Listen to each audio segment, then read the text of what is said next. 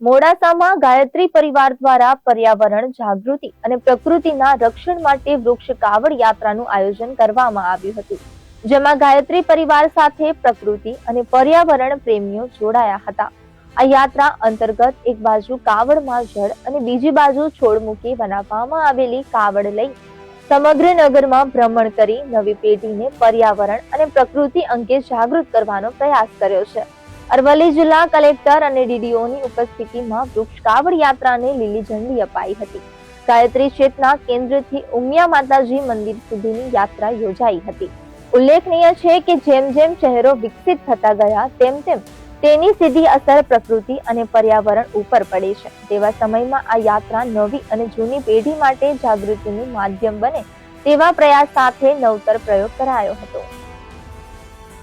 ગાયત્રી પરિવાર youth group છેલ્લા 3 વર્ષથી વૃક્ષારોપણનું કાર્ય કરે છે અને આજે એ વૃક્ષારોપણના કાર્ય હેઠળ આજે એક વૃક્ષ કાવડ યાત્રાનું આયોજન કર્યું છે, જેના થકી મોડાસાની જનતાને પ્રકૃતિ માટે પ્રેરિત કરવા માટે એક વૃક્ષ કાવડ યાત્રાનું આજે આયોજન કરવામાં આવ્યું છે. અને ગાયત્રી પરિવાર યુથ ગ્રુપ અત્યાર સુધીમાં 4000થી વધારે વૃક્ષો વાવીને ઉછેરીને મોટા કરી ચૂક્યું છે. મોટા કરવાના સંકલ્પ સાથે જ આજ સુધી ગાયત્રી પરિવાર યુથ ગ્રુપ કામ કરી રહ્યું છે. વૃક્ષ કાવડ યાત્રાનું એક નવતર પ્રયોગ અને ખૂબ સરસ પ્રયોગ કરવામાં આવી રહ્યું છે. અહીંયા એક વૃક્ષ કાવડ યાત્રા શરૂ કરવામાં આવી છે. એમાં મોટી સંખ્યામાં લોકો ગાયત્રી પરિવારથી પણ બીજી સંસ્થાઓથી પણ અને આમ નાગરિકો જોડાયા છે.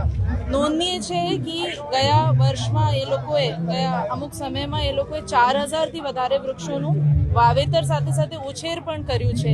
એ ખરેખર બધા માટે એક ઉદાહરણ સ્વરૂપ છે જે ગાયત્રી પરિવાર કરી રહ્યા છે. આપણે બધાના સહિયારા પ્રયત્નોથી આરોગ્ય અને શાંતિ અને એક આખું સારું એક વાતાવરણ બને એના માટે જે લોકો પ્રયોગ કરી રહ્યા છે એ ખૂબ ઉલ્લેખનીય છે અને ખૂબ પ્રશંસનીય છે. એના માટે હું એમને અભિનંદન આપું છું.